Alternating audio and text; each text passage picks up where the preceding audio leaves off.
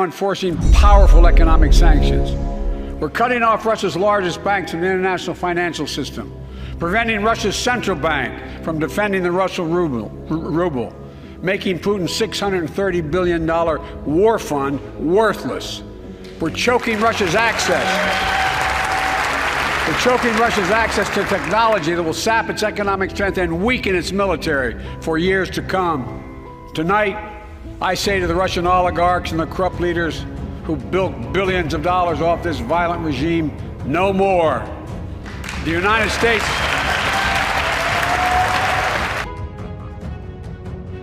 Ketika Barat dan sekutunya mulai melakukan tekanan kepada Rusia dengan sanction, tentunya sanksi ekonomi, di mana Barat dan sekutunya yang tidak mampu secara militer perang melawan Rusia di Ukraina, maka mereka pihak Barat tersebut meluncurkan perang ekonomi, tekanan kepada Rusia dalam bentuk yang lainnya. Sanksi ekonomi seperti tidak dikirimnya kebutuhan harian, bahan baku produksi, hingga transaksi dunia dengan SWIFT dolar diblok dan lain sebagainya dilakukan oleh banyak negara terhadap Rusia. Tapi semua ini sudah diperhitungkan oleh Putin jauh-jauh hari. Sungguh, sebelum perang semuanya sudah disimulasikan.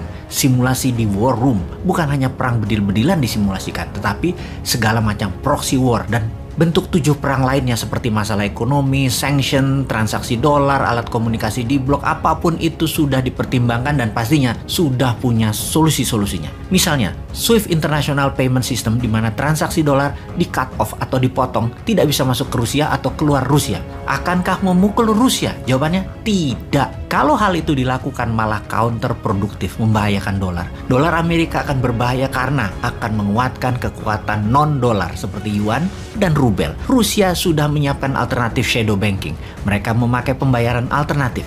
Kita ingatkan hal ini. Iran, Korea Utara, dan Tiongkok tahu caranya. Bahkan cryptocurrency mereka sudah pakai juga. Melihat siapnya Rusia 360 derajat, Amerika, Barat, dan sekutunya pusing 7 keliling melawan Putin saat ini. Bahkan dalam pernyataan Putin tidak langsung kemarin di hari ke-7 serangan Ukraina, Eropa Barat dan Jerman diancam akan dicekik Rusia habis dengan gas Rusia. Terdiam Eropa Barat itu kemudian.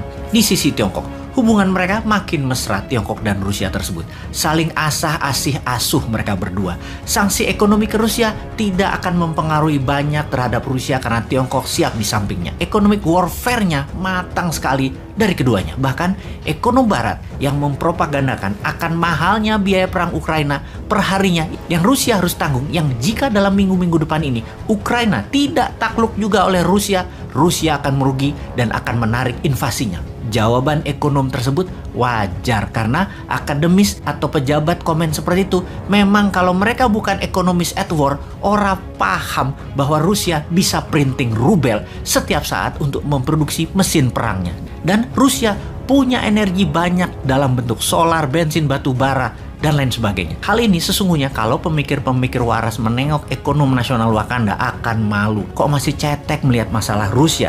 Hanya karena mahal, Rusia akan menghentikan perang. Mahal itu kalau yang komen raja hutang, ya wajar. Kalau tahu cara tidak berhutang mengelola keuangan negaranya, maka perang itu biasa-biasa aja biayanya. Sama seperti Tiongkok membangun 20 miliar meter persegi bangunan dan segala macam infrastruktur dalam 40 tahun dengan biaya mendekati 10 triliun dolar atau 10.000 billion dolar atau 75 kali APBN Indonesia sekarang atau 150 kali APBN Indonesia 40 tahun yang lalu. Total angka yang besar tersebut, siapa yang meminjami Tiongkok? Ya perlu alternatif keuangan lain seperti MMT yang Tiongkok tahu caranya, Rusia pun tahu caranya. Sungguh, perang yang rumit dan mumpuni hanya bisa dilakukan oleh negara berdaulat. Beda dengan ketika Lord mengatakan Indonesia dalam 40 tahun ke depan tidak akan perang, maka Bosman bingung. Bingung kok bisa dia ngomong begitu? Apa itu salah?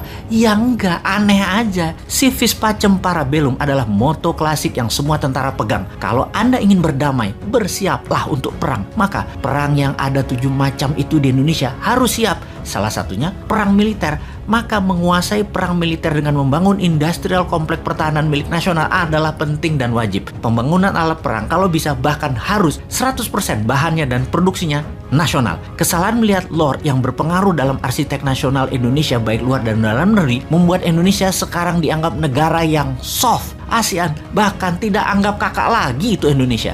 Buktinya apa? Di tengah potensi krisis ekonomi dunia akibat perang, Wakanda pemimpinnya hanya mengingatkan akan naiknya barang-barang harga-harga tersebut. Mengingatkan doang, wong bodoh ngaku pinter juga bisa kalau mengingatkan doang mah. Lalu ngerjain apa sih kalian ini? Jadi keinget gosip nasional saat ini.